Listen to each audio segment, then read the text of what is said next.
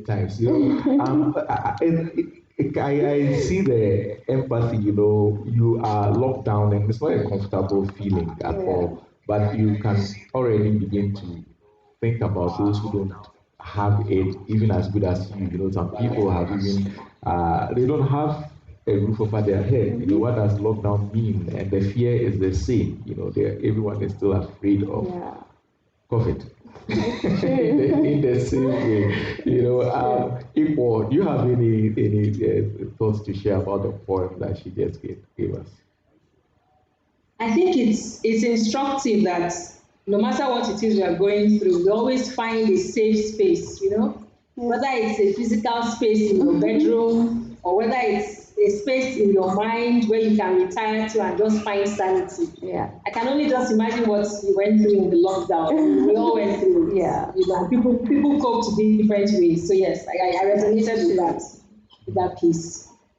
And for those who are joining us via the different platforms, you can send in your messages. Of course, you can send in via Zoom, via Instagram, via Facebook, and I am quite sure that the YouTube is up and running again now. Let's move on to another set of readings. And one of the things I found in common from the bio of Nasab and Iquo was the faith and the religion. That is very apparent. I mean, both of you are coming from a religious perspective. I haven't delved into what type of perspective it is, but for sure, faith and religion plays an important role in both your lives. But of course, I appreciate that we are writing poetry to people who may not even bother about faith and religion. I would like us to present the next set of poems, and the theme that I'm choosing is faith, religion, or the lack of faith or religion. If you have any poems to share on this topic, let's start again with you, Iquo. You want me to read a poem on this? Yes, topic? Yes. Okay, so I want to read a poem titled Tripartite. Now, I wrote this poem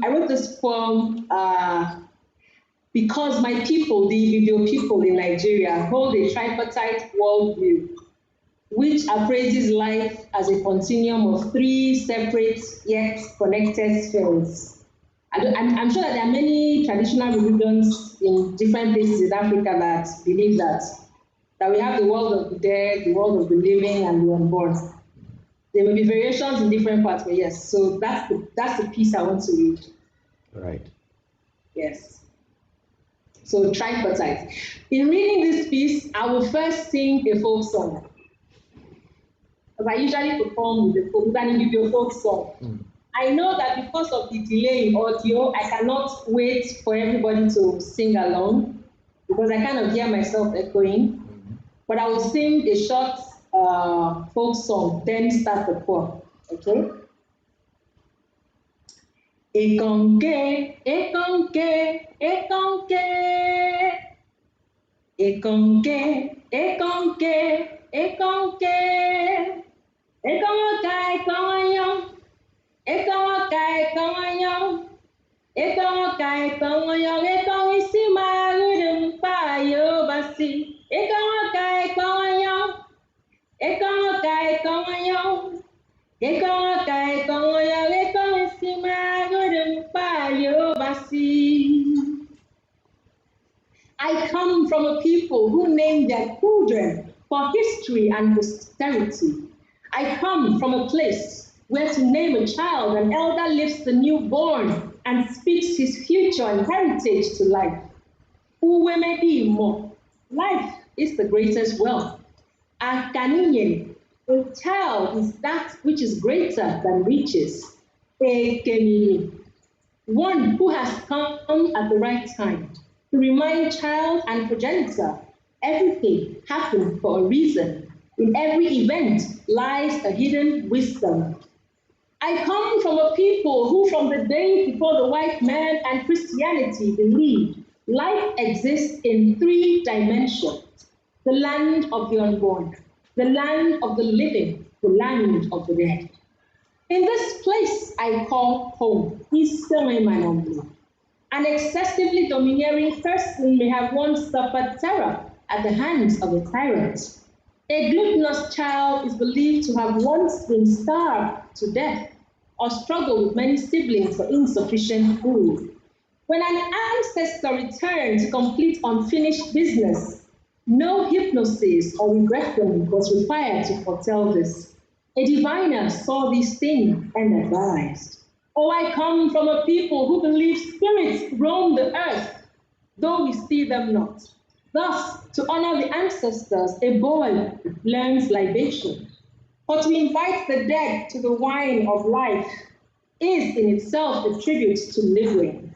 I come from a people whose belief once stood at law, caution, and retribution, before all else was declared false, as Christianity did." How does one explain that instant repulsion, attraction, or calm upon a first meeting? What makes a scenario flit across your mind's eye shortly before it actually happens? Deja vu? That must be it. A perfect explanation devoid of hidden intentions. If the dead actually live here, and the unborn are alive elsewhere, or in a place where our irises and pupils cannot decipher, is it possible we are all related in our humanity, coming one season after another? This tripartite existence, a continuum of spheres separate yet connected. Can science ever explain what conspires to make a person become his name as he matures? Did his parents know when they spoke this future to life as they named him? Can we all be pledges and debts from ages past? Could Providence have brought us back together in the perfect permutation for our necessary experience and growth? I come from a people who had no science but foretold all this and many more. Oh, I come from a people. Ekonke, ekonke, ekonke. Ekonke, ekonke, ekonke. Ekonka, ekonyo. Ekonka, ekonyo. Ekonka, ekonyo. Ekongisima, gudumpa, yobasi. Ekonka, ekonyo. Ekonka, ekonyo. Ekonka, ekonyo. Ekongisima, gudumpa, yobasi. Oh, that's lovely singing as well. For many people in Ghana, I do know that the connection between poetry and song is almost not there. I mean, it's so strong that there's almost no division. Poetry is song, and you are also very passionate about the Ibibio people. I saw in your bio some of the things that you do when you perform, and you just shown us, even in the poem you've read, that you are passionate about the people. And do you feel that modern African life is now ignoring our traditional heritage, Iquo? Yes, I strongly feel that. That is not to say, though, that every part of everything involved in our heritage and culture is 100% correct. But I do believe that there are lots of things that we ignore which could actually make us better people. All in the name of trying to emulate the West, because we believe that our heritage and culture is dark. Yeah. I found the whole explanation of this tripartite system very deep, actually, that the human existence can be thought of in three different worlds: those that are dead, those that are yet unborn, and then for us who are still alive. And I think that these are some of the things that we are losing sight of in modern life. Nasa, do you have this much of a strong connection to your own culture? Not really. That's because I think I come from a lot of, my heritage is all over Ghana. So it's sometimes difficult to cling on to one and learn so much from. But I really love what she did because, as she said, we are so much in a hurry to copy what's from the West, or we've been made to think that everything good about religion is what was brought to us. But before the white man came, we had religion. We knew of God. We worshipped God. You have strong, women in the history of Ghana who had such understanding of God that they could use their experiences as farmers to describe God, calling him Nyansabuapa, the custodian of wisdom. This is not something the white man brought to us. It's something we had. And so I think it's very important that as we embrace religion, for me as a Christian, I'm going to talk as a Christian, as we embrace religion, as we march on as Christians, we also have to understand that when God created our great-great-grandfathers, he had a relationship with them. It may not have been structured or it may not have been written down the way we have it now, but something existed before the white man's religion came. And so whilst we still press on as Christians, let us also pay homage to those who worship God genuinely in their own way before what we know now.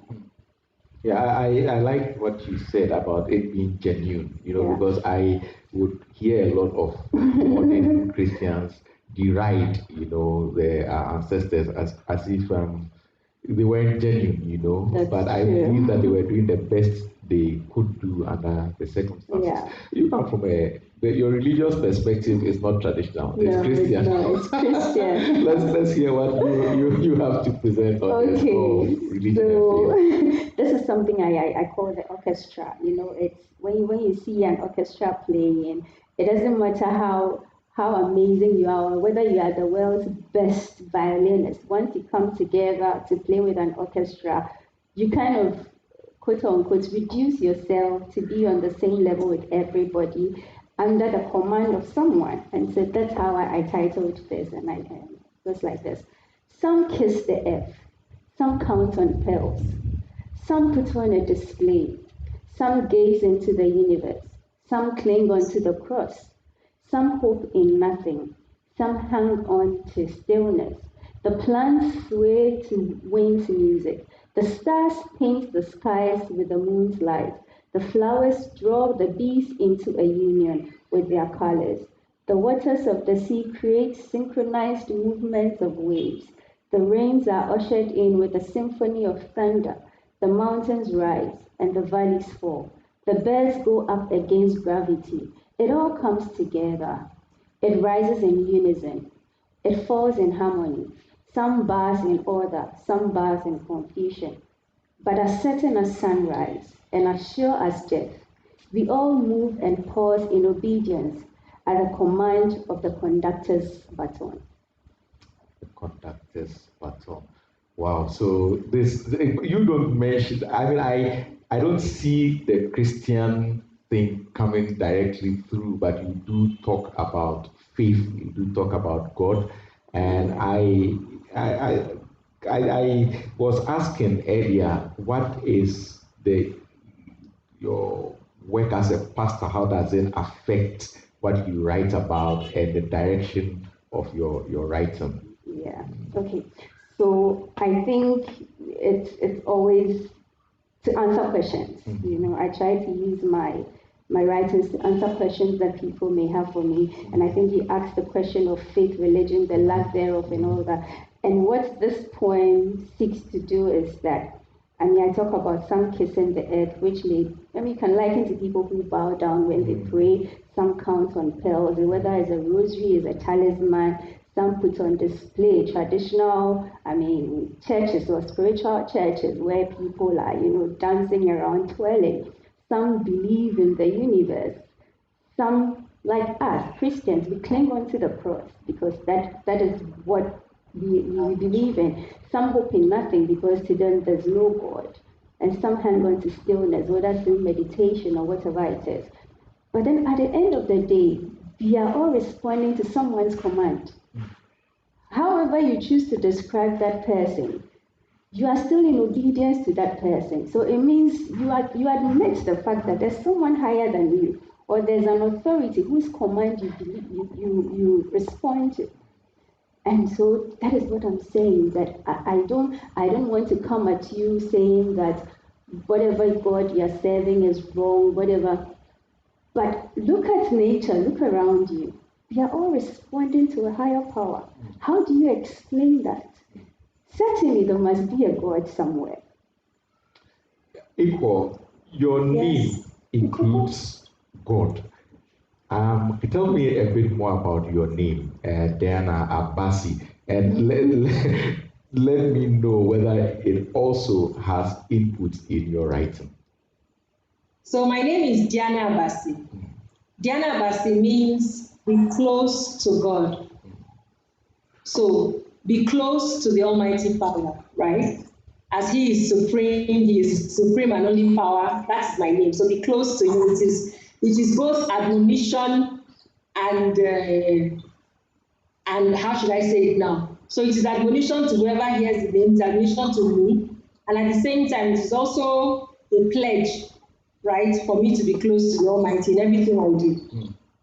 So, I mean, talking about religion and faith, I think that what a lot of people around us do is that they feel when they claim to hold on to one religion, therefore their life is perfect. So if a person says, I believe in Jesus Christ, I believe He came to die and wash away my sins, therefore I am cleansed, I am okay, and they do not go further to make the religion a part of their everyday life. I think that is where the problem is with religion over here. Because what is your faith if you do not show it in works? The Bible says, what is faith without works? So if you claim to be a Christian, why do you not show love and concern and to your neighbor? Yeah. When Christ Himself came and urged us to love our neighbor, I think that really is our problem. That problem I have with a lot of religion people who are religious now, because there's no point claiming to be religious if it does not show in your everyday life. I think it's also our approach to sharing our faith and our religion. You know, most people go on their attack and they are condemning everybody else. But there's an Indian proverb I love very much that says, you don't cut off someone's nose and then give him a rose to smell. If you're going to tell someone about your religion, you don't disregard his detail, because the minute you disregard he's closed off. He's not listening to anything. So you approach the person in a conversation.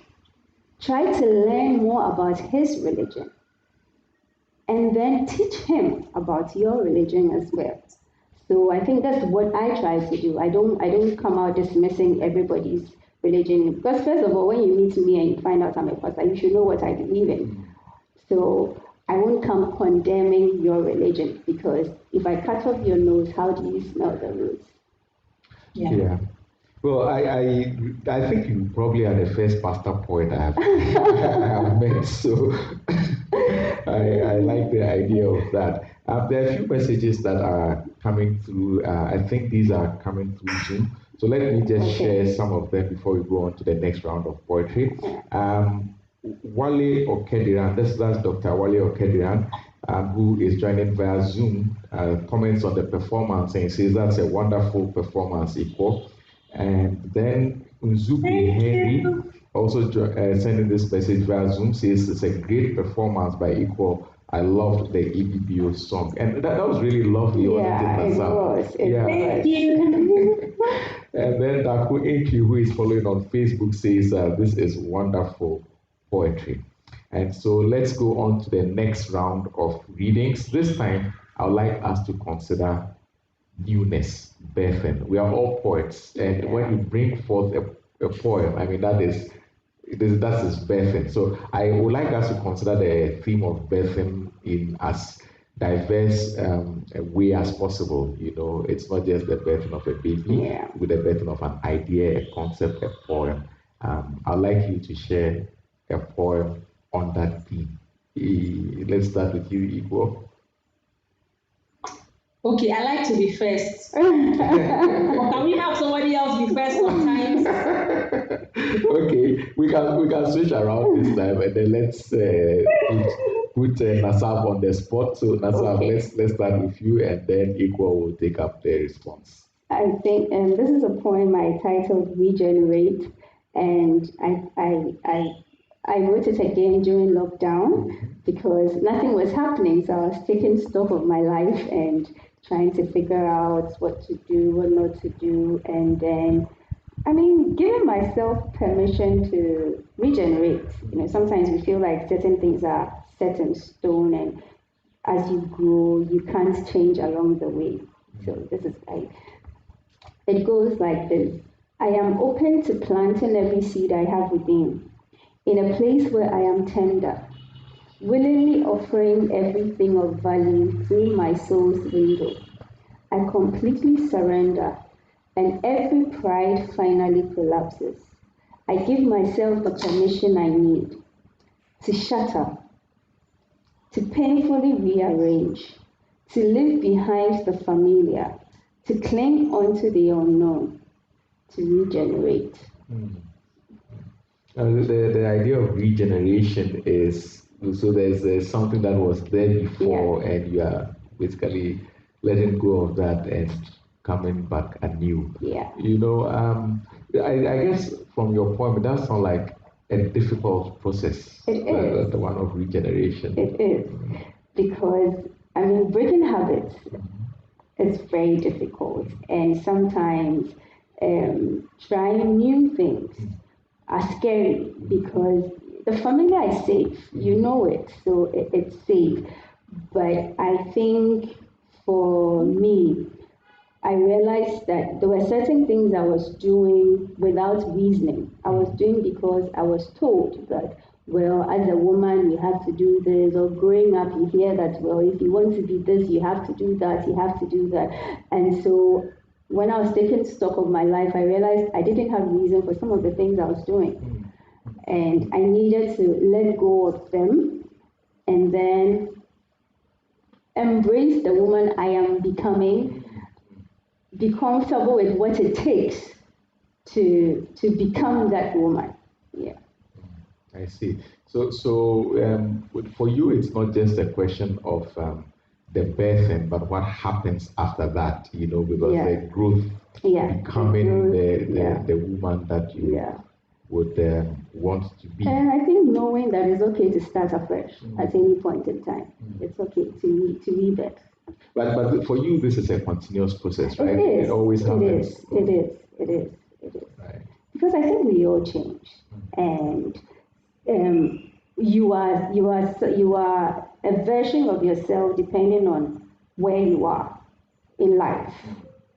And so the skills or the things you have learned to cope with, you get into another scenario and you realize that they are not working anymore. It's not because they are wrong, but they don't fit the current situation. So you have to constantly figure out what will work in this situation and then just keep going. Now let's hear a response poem from Iquo. So we're talking about a poem that talks on the theme of birth. Nasab has added the thoughts of growth also, and has mentioned it's a painful process, but it leads to better things. I think it's beautiful the way she has drawn in growth into it, because I believe that this is why we are here, you know, because the birth itself has to be positive, there has to be a rebirth of sort, so it has to be growth. Otherwise, one will be stagnated. So even when it involves the birth of an idea, you have to keep working at it. Yeah. You have to open your mind to be able to absorb other things that will help the idea to grow and become great. And in the case of birthing a child, you have to learn through the process. You have to keep growing as the child is growing. So yeah, I think her poem is really beautiful. Very simple and beautiful. So Would you like me to read a poem around that line? Yes, please. So I don't know if to read a poem about rebirth or about birthing a child. Well, I suppose we can go with the one about rebirth because I think it ties more closely with what Nasab just presented. What Nasab did. Okay. Yeah. So this poem is titled Of Becoming. Of Becoming is from my first poetry collection, Symphony of Becoming. So Of Becoming. I'll start. There is a thin line between day and night. In the brief glimpse of dusk, before the full embrace of dawn, is where this seed was sown, awaiting the chance again to be.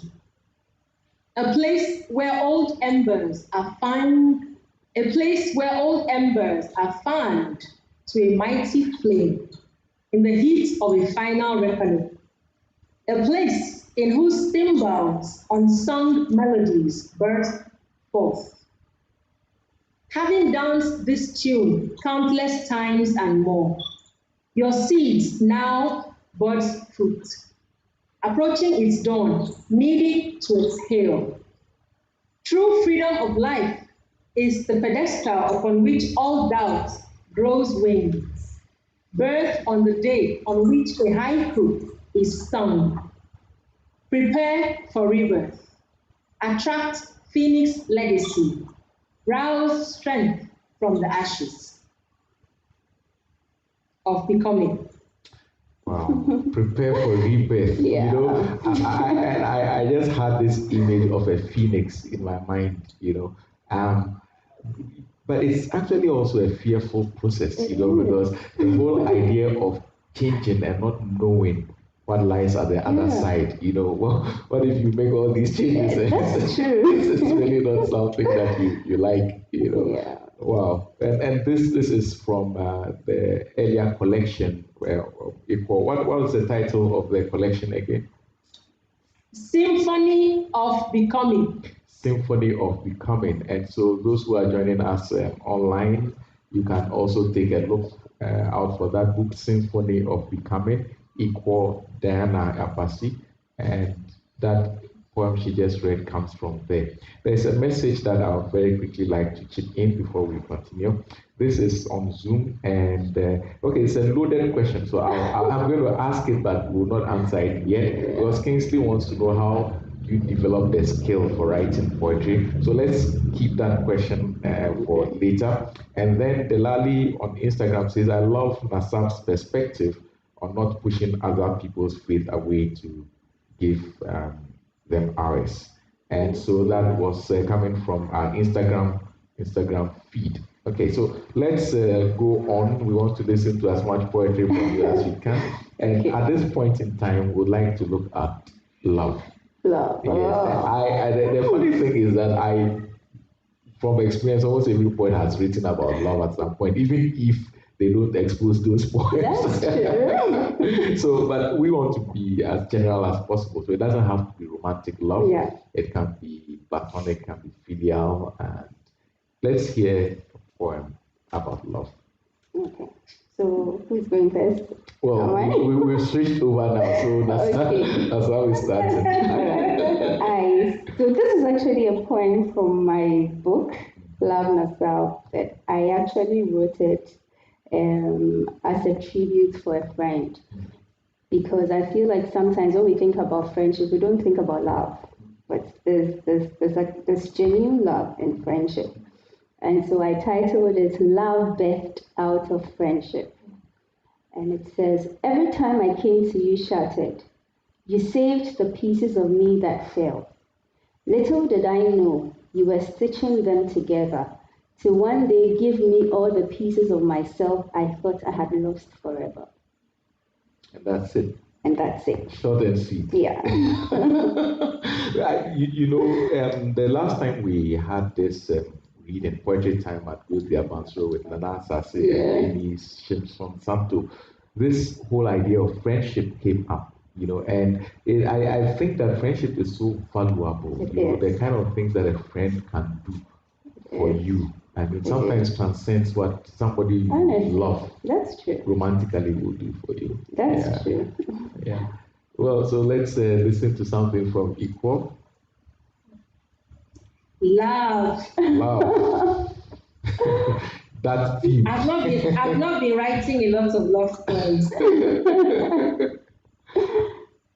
So in my first collection, I have a section for love, but I don't know why. I really haven't been writing a lot of love poems. But I'll read you something, something about love. Okay. So this poem is titled Slow Tide. Slow tide. Slow tide, I lie bare before you, wrapped in misty fumes of hemp smoke, rising off the marina, twirling a lazy dance, wrapping round me like second skin. I lie bare before you, certain you will rinse the stench and hold me in strong warmth, moisten me with slow tongue washes, catch me, quick adrenaline pushes, slow tide, I lie there before you. Wow. Wow, that's not a sweet one. So, Iquo, we have to make an appeal to you to continue writing. More love poems. We have to appeal to you to write more love poems for us. That was a lovely piece. And so that at least gives us two perspectives. One is direct romantic love and the passion that goes with it. I found that poem Iquo read very, very passionate. It was. And then you also I don't know what you're talking about. I was talking about lying by the marina by and you, Nasab, give also the perspective of friendship, and those are important things that everybody goes through. I mean, in life. Let's go on and talk about healing. Healing, especially because of the times that we are in. We've actually gone through a very savage time, and we actually are still going through a very savage time. People have been touched in all sorts of ways, directly through death. There's been lots of trauma, and I also connect this with the first poem that Iquo read that had to do with the political stresses, and outright murder, and human beings need a place to return to heal, to rejuvenate. I'd like us now to read some poetry that touches on the whole idea of healing. Okay. Is that with you? So this I actually wrote for any woman who has experienced any kind of sexual assault. And I think the idea came from when the Me Too movement blew up a couple of years ago, and you realized that most women that came out to tell their stories, it wasn't necessarily for themselves or to seek justice, but to validate what the other person was saying. So they are coming out to say, I believe her because he did it to me too. So it wasn't really for themselves, but it was just to make sure that the next woman finds the justice she deserves. So it says, it's time to set it down. The hurt we have been carrying, not because the pain is invalid. We have earned the right to feel them. But that load is heavy. It's robbed us of so much. Our necks are breaking, and the pain in our backs unbearable. We watch them live like they never hurt us. They walk past us with a smirk, arms around their next hair. I want to scream. I want to warn her, yell at her to run as fast as she can. But the pain crawls to my throat. The burden silences my voice. So for the sake of her, I'm setting down the burden. I'm letting go of the pain, not just mine, but yours as well. I'm going on a journey towards healing on behalf of us, not because the pain is invalid, but for the sake of her. Sometimes the courage to walk towards healing skips a generation, but the courage to stand up for her is all we need to run towards healing. And this actually, you mentioned you are also setting down a load, and it's not just the healing of you as the poet, I mean the persona, but it's extended. You want to heal other people as well. Thank you very much for this poem. I think, of course, the topic that the theme it deals with is extremely important, very topical, and you put it in such nice words. Thank you. Yeah, I think we thank you and our listeners too. I don't know. Okay, Iquo just took a drink of water to refresh herself, and so now I need it, Yes. So, is it not? I think it's uncanny that when you mentioned healing, and the poem that first hit me to read to the audience this night is a poem titled Calabash. And it's a poem that also talks about healing from all forms of gender violence. So whether it's verbal, emotional, physical, or sexual, So it's I'm so touched. it's almost like we had some communion before we came on. Yeah. And so I'm going to sing another.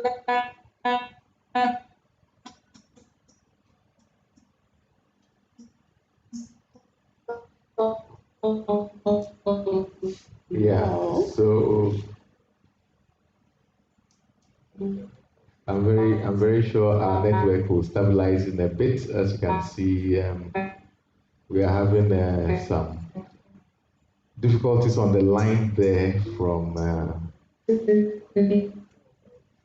Lagos, but I think it should stabilize in a bit. I can't wait to hear another video song actually. I mean, I'm challenged to go and learn some songs from my native background. Yeah. I think it's very important. And anytime I speak to people so strongly with their traditional background when it comes to poetry and all that, the challenges, I mean, it's there, you feel challenged. And sometimes you also feel that the people are too far ahead. I mean, you don't even know how to speak your own language well, how much more write poetry and sing in it. But I think it's important we hold on to our heritage, even as we are trying to be globalized and all of that. And a lot of the poets out there are doing that. I think Iquo writes mainly in small letters because in the Sikh tradition, that's how they write. So, I mean, people have said, well, you have to start your sentences with capital letters. But she says, no, from where I come from, my tradition, this is how we write. And so I'm holding on to it. So I think, I need to find something from my tradition to hold on to. Yeah.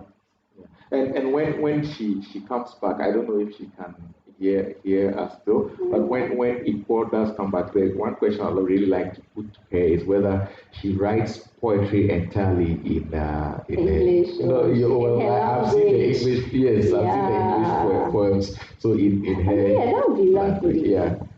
I'm very sure that she does. And so we'll hear from her on the topic of healing when she does connect again with us. Let me see if we have any questions. We can take them, and then we will continue with the poetry. Okay, so no message. Hello, can you hear me? Yes. Welcome back. Welcome back. It's fantastic that you joined again. We're just hoping that you come back because we want to hear the singing. It's so lovely. Well, I'm tickled. Thank you. Okay, so I'll sing a song, then I'll do the poem titled Calabash. Okay. This song is an Igbo song. So that's not from my part of Nigeria, but it fits the story. Because it sings about a broken calabash. I'll start. Nene, udu mara putamo, udu. Nene, udu mara putamo, udu. Udu mjechi mmiri na mamara n'udu awa, udu. Udu mjechi na mamara n'udu awa, udu. Obomu soludo kobumu hapuru lawa. Obumu beba kwa kobumu soludo lawa. Ekwelumo, udu. Ekwelumo, udu. Nene, udu malapitamo, udu. This smashed calabash will yet store water. Once her cracks are aligned, soldered in the earth of patience. Your cracks are but warm-ups, unique totems of survival in this mission to learn self. A Shiro, you defied storms and billowed. Ignorance and cruelty may connive to steal your purpose. The snip may leave you in tatters much longer than your screams carry. Still, gird those loins. Bitter war will be fought within. This cracked pot must mend for self and to gather water again. You will never amount to anything, they said. No one will believe you. Lower your head in shame.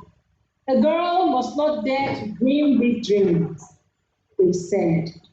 They broke you through a gradual erosion of self-belief. They fear your dreams, those whose shame it will be to watch you soar, and soar you must.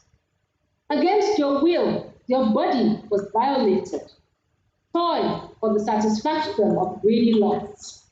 A pawn in an uneven power game. Yet, you are more than your upheaval. Your greatest jewels lie untapped. You will yet shine bright when you discover the minds dying within. Beauty beyond body. You are grace unrapeable. When love turns tool of torment, when hands that once caressed become weapons, when lines of pain and pleasure blur, arise. Your cracks are but warm-ups, unique totems of survival in this fight to love self. Nene, udu malaputamo, udu. Nene, udu malaputamo, udu. Udu mje chumiri na mamara nudu awa, udu. Udu mje chui na mamara nudu awa. Obumu soludu kobumu hapulu lava. Obumu beba kwa kobumu soludu lava. Ekwelumo udu, ekwelume udu. Nene udu malaputamo udu. That's It's beautiful. beautiful, it's one of those songs that sticks with you, Yeah. and it's really very calming, actually. That's true. You don't understand it, but you're just in love with it. Yes. Iquo, you sing so well. I don't know if you have to Thank you. keep practicing to get this kind of great singing voice, but it goes well with the poetry too. Um, you mentioned that this mashed calabash will yet store water. I think that is the whole point of healing, isn't it? You've been smashed, but you can actually be healed. Yes. Yeah. Exactly, and come back to your purpose. And I hear in these voices, in the poems that you've presented, something that is beyond the poet. This is something you want to share with the world. Everybody needs healing. And I think that from the beginning, Iquo, you mentioned that this actually was not restricted to one type of violence, more or less. You extend it to beyond sexual violence, and you also talk about emotional violence and all that. But before we go on, I would like you, if you, the song is very beautiful. We didn't understand a word of it. Is it possible that you I can tell you what it means? Yes, please. Would like to hear a bit about that. Okay, so it's an Igbo folk song. The song it's like a young girl bemoaning. She's wailing and crying that her calabash, which she took to the stream, is broken. And as she's watching, she's looking at the calabash. She's asking, do I go with the calabash? Throw myself in the water, let the water carry me as it's carrying the calabash. Do I stand here and cry? What do I do? So she's lost, believing that her life has come to an end because of a broken calabash.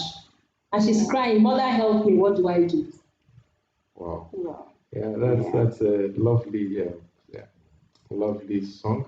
And Iquo, I wanted to ask you a little bit about your inclusion of folklore. I mean, you've already given us something in this song, but you do make an effort to include Ibibio folklore in your poetry. I'd like you to tell us a little bit about that. I would call it a crusade, because in doing that, I see that you are also trying to preserve, something of the Ibibio culture. Tell me a little bit about that and how it works in your poetry.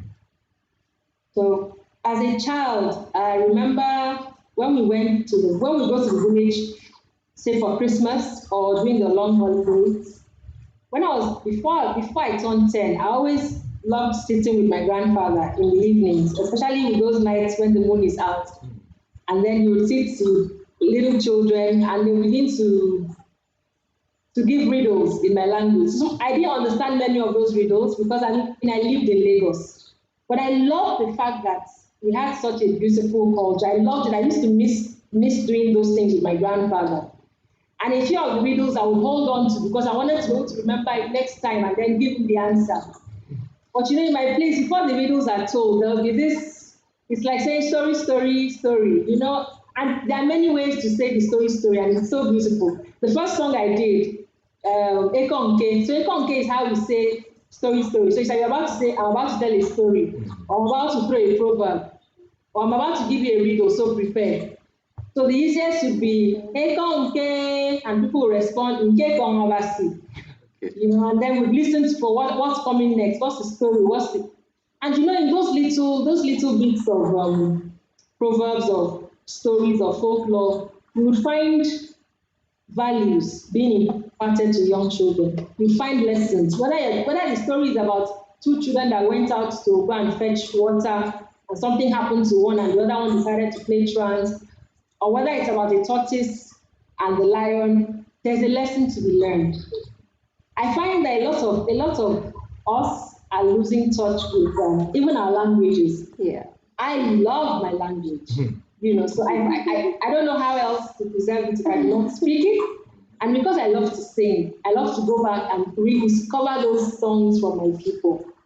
Because they are filled with meaning, if you really dig deep into it, you'll find that there are lots of lessons to be learned. And it's beautiful.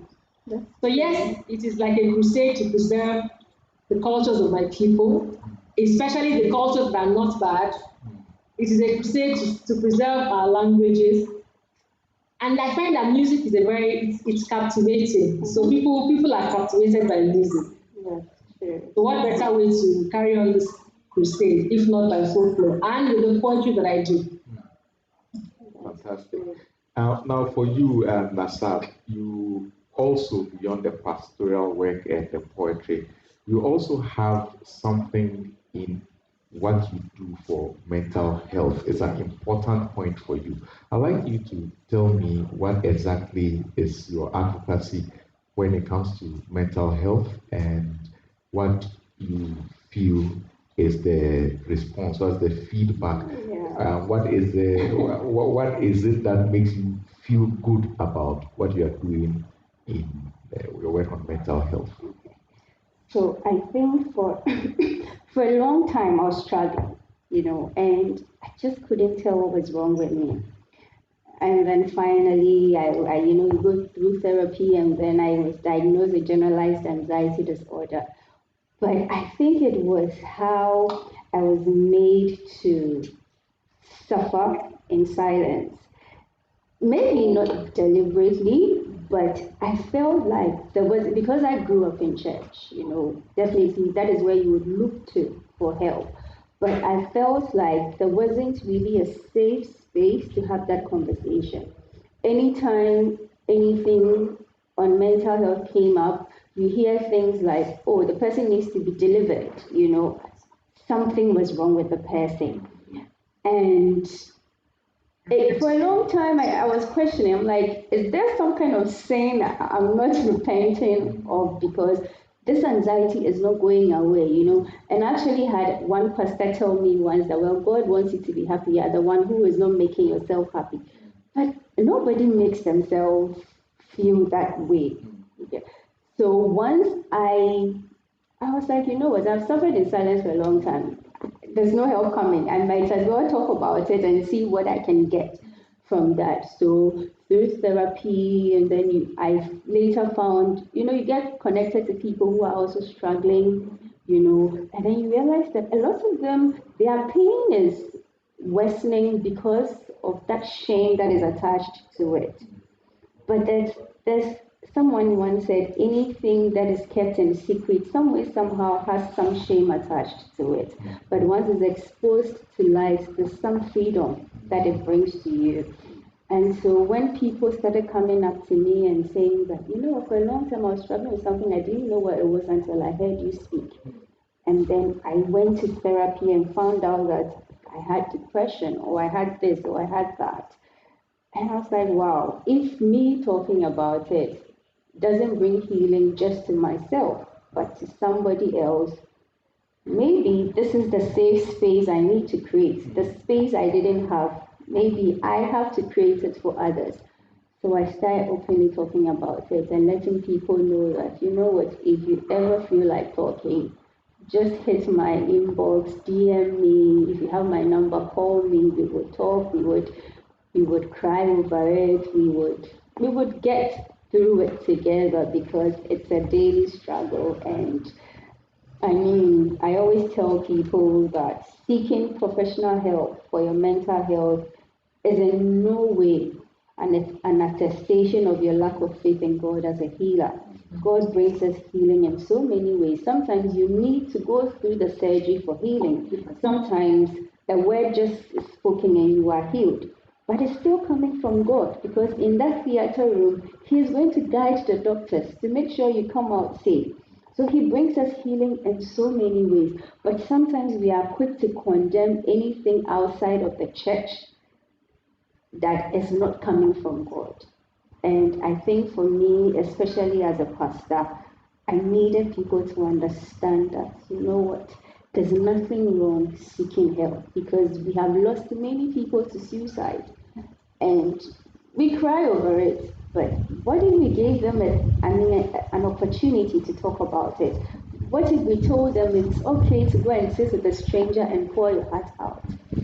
Maybe then they wouldn't have died. And I believe strongly that religious leaders bear, a heavy responsibility, because we are the first point of call to many people. Someone will call their pastor, their priest, their imam before they even go to the hospital when they are sick. Someone will call their pastor, imam, or fetish priest before they even go to the bank when they have financial problems. So we can do more harm than good, depending on how we handle situations. So if someone comes to me and I tell the person that go and fast and pray, this thing that is worrying you is spiritual, what am I doing? So for me, that's just what I'm doing. I feel I have a response. By about 17 minutes, but we have just a few more things to do before we end.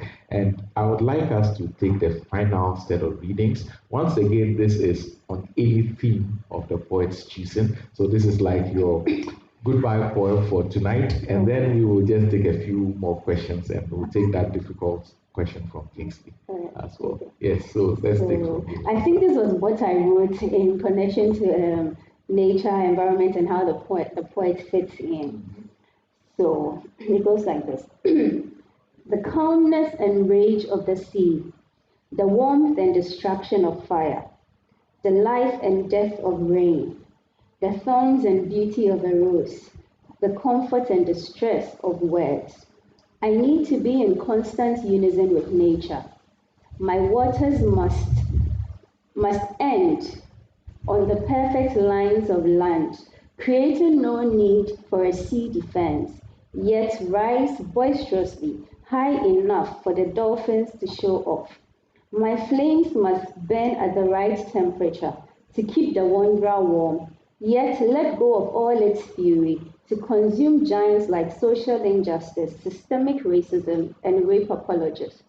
My showers must fall in its season, feeding those planted for growth, yet burst in unannounced, washing away archaic systems and traditions.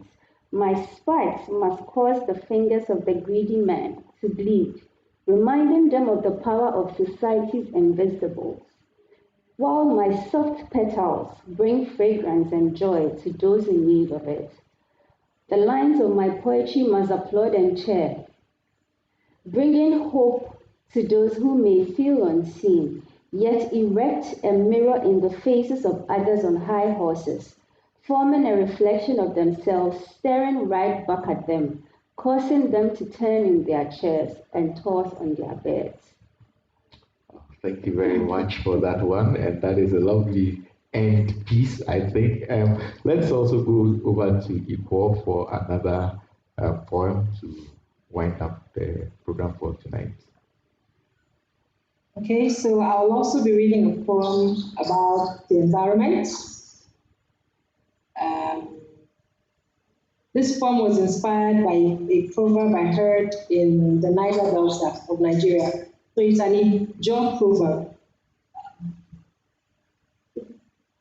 The poem is titled, We Did Not Inherit Her.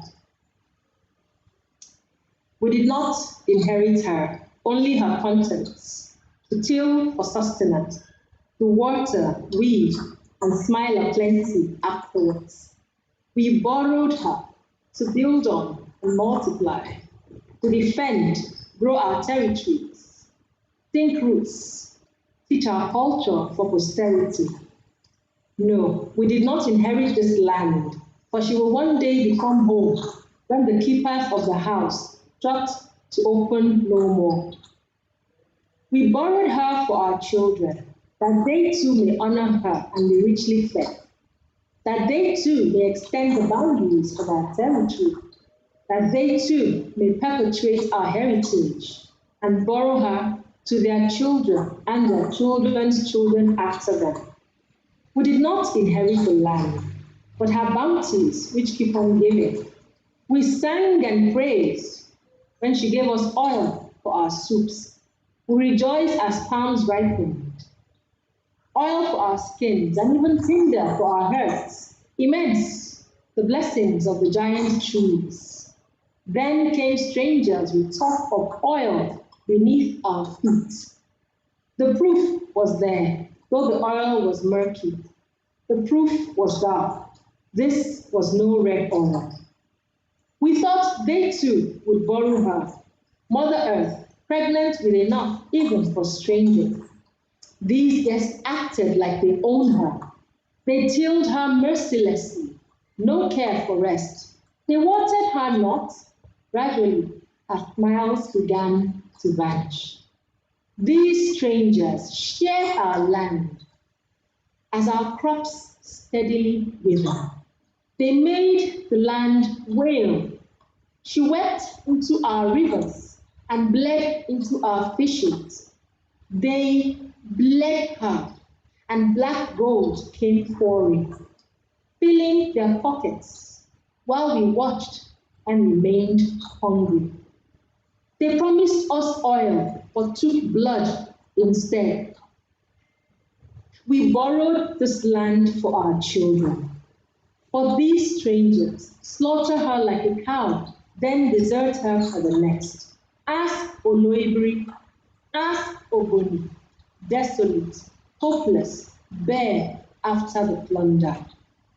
I did not inherit her, but I fear that in place of land, I leave only pathetic inheritances, blood, hunger, tears for my children and the yet unborn. But we did not inherit this land from our ancestors. We borrowed it for our children. We did not inherit her.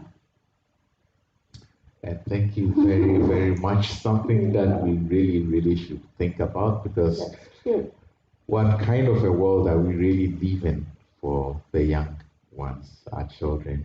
And that's a lovely way to wind up. But two things that I wanted to talk about. So let's try and squeeze them in. The first one really is a simple question. Iquo, do you also write poetry entirely in your native language? Once in a while. Okay. And then the other one was a question that I said would put on ice. So let me, if we can very quickly deal with it. Kingsley, probably he's also a budding poet. He's just asking, how do you develop the skill for writing poetry? So maybe very quickly, if you could. I think you just write and keep writing without